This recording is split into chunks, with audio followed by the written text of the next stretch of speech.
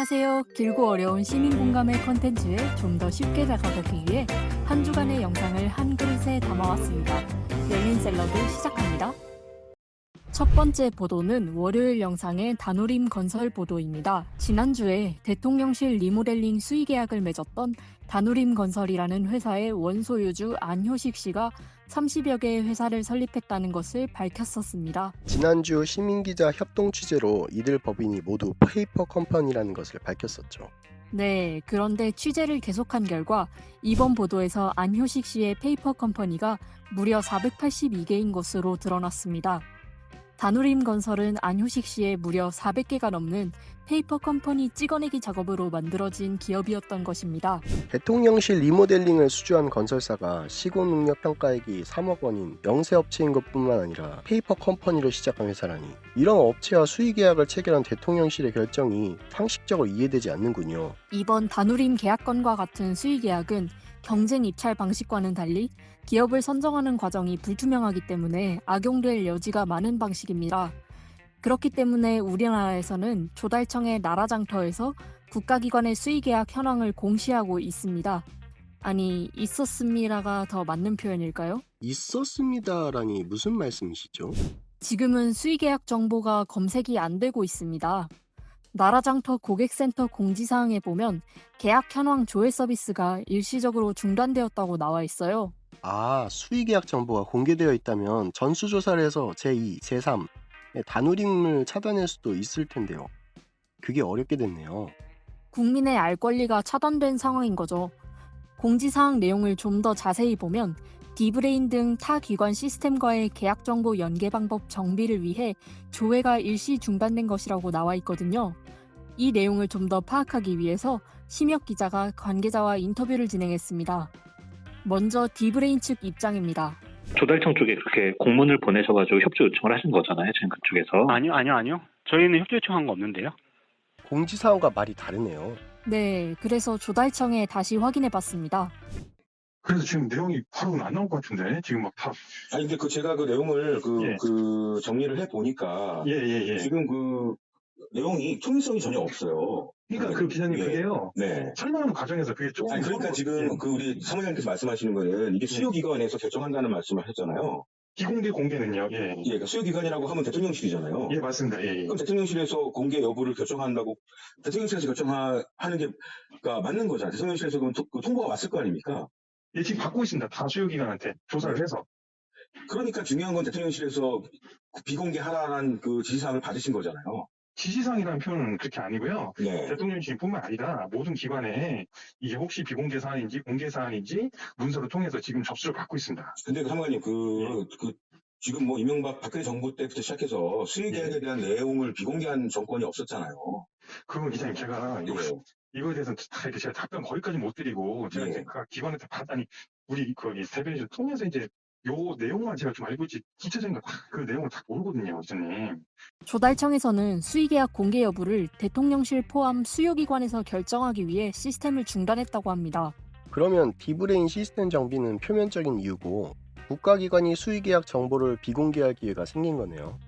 네, 이로써 비리 개입 가능성이 큰 수의계약 정보가 불투명해지는 것이죠. 이렇게 중요한 정보가 감춰져도 되는 겁니까? 관계자도 수의계약을 비공개한 정권이 없었다는 지적에는 말끝을 흐리네요. 네, 특히 이번 다누림 건에서 많은 비판을 받았던 대통령실에서 수의계약 정보를 비공개하라는 지시를 한 것이 아닌가 하는 의문을 제기할 수 있겠는데요. 이와 관련해 문의했습니다. 그럼 대통령실에서 비공개를 하라고 얘기한 건데 이 네. 부분이 그러면은 어느 루트로 전달이 됐냐는 거죠, 조달청 쪽으로. 근데 거기에서 디브레인을 말씀하시고 뭐 한국재정정보원 말씀하시고 그럼 하니까 기자님 죄송한데 예. 저희가 그거를 네. 담당 허위관님이랑 통화를 하시는 게 좀 나을 것 같아요. 제가 그냥 여기서 또 설명하다 보면은 네. 또 이거 또 다른 오해가 날 수 있고. 쉽게 말을 꺼내지 못하는 모습인데요. 다음은 내부 협의를 거친 답변을 들어보겠습니다. 예. 우선은 저희가 있는 그대로 말씀드릴게요. 대통령실로부터 비공개 공개 관련해서 네. 어떠한 외압은 받은 건 전혀 없습니다.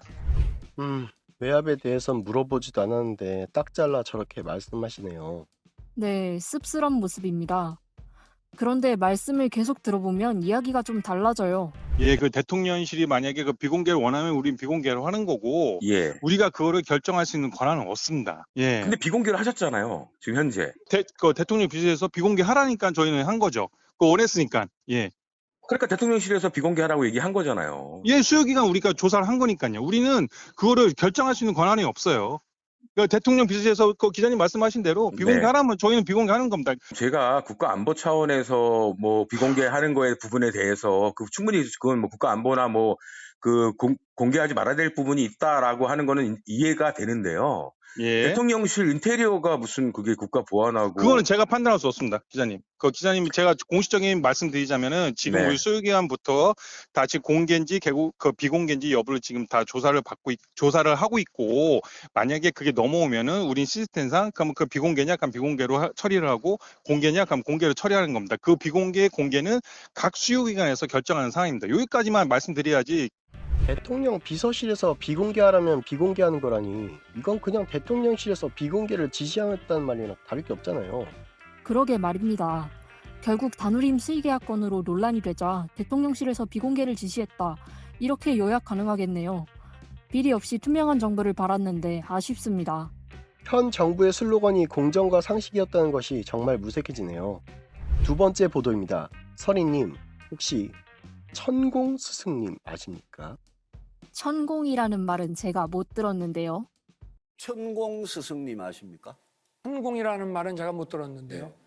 이거는 모 언론인이 네네. 인터뷰를 이 사람하고 했는데 본인이 스스로 윤석열 후보의 멘토, 지도자 수업을 시키고 있다. 그런 자칭하는 분인데 천공 스승이란 사람은 과거 최보식이라는 조선일보 기자분의 인터뷰에서 등장했던 도사입니다. 본명은 이병철, 고향은 대구라고 하네요. 도사요? 21세기의 도사라니 그런 걸 믿는 사람이 있을까요? 쿠키님은 어떤가요? 도를 믿습니까? 어디서 많이 들어본 질문인데요. 분명히 말씀드리지만 저는 도를 믿지 않습니다. 이분은 제가 믿는 대상이 아니고 현재 대한민국 대통령과 영부인께서 깊이 의탁하고 있다는 의혹이 제기되는 분이에요. 다행입니다. 믿는다고 하셨으면 조금 멀어질 뻔했어요.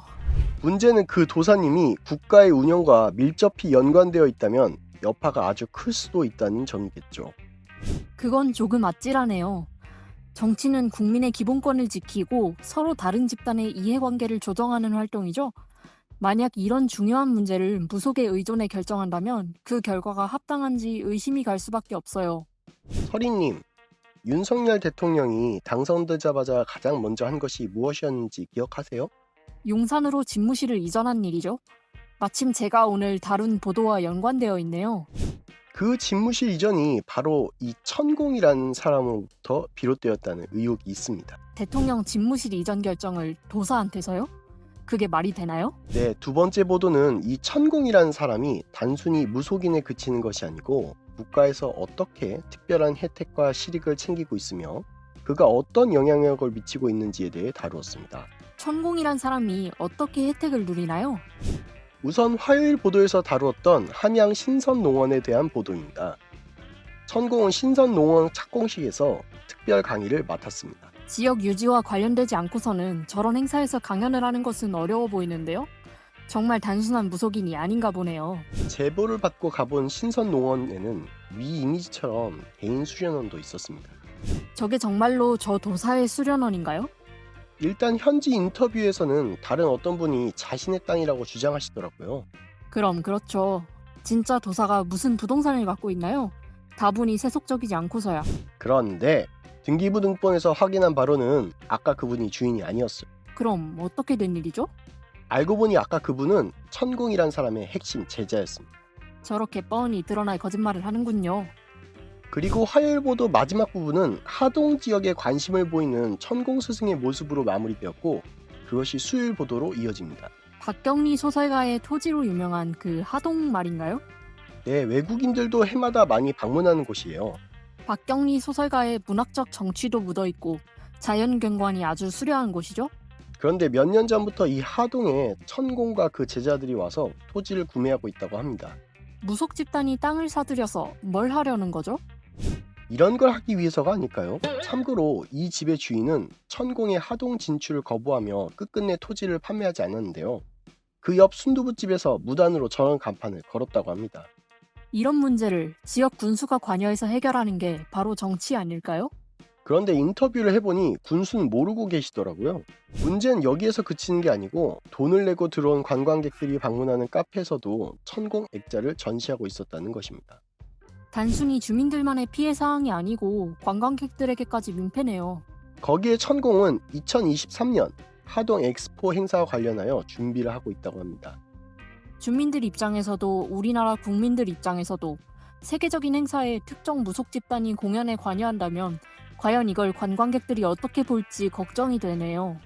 그렇습니다. 정리하자면 화요일 신선농원 보도에서 다룬 것처럼 천공이란 사람은 단순히 종교 활동만 하는 사람이 아니고 부동산에 밝은 사람입니다.